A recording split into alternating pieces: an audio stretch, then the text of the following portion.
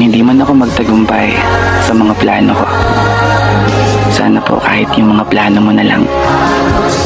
Kasi Lord, yung mga pangarap ko para sa sarili ko, isinuko ko na. Pero yung mga pangarap ko para sa pamilya ko, inilalaban ko pa. Kaya sana tulungan mo po akong manalo. Ipinauubaya ko na po sa inyo ang lahat. Tama nga pala sila, no? Kapag naranasan mong maliitin ka ng ibang tao, doon ka lalong mas magiging determinadong manalo. Doon ka lalong mas magiging ganado. Kaya naman, gawin mong inspirasyon yung mga taong walang bilib sa'yo.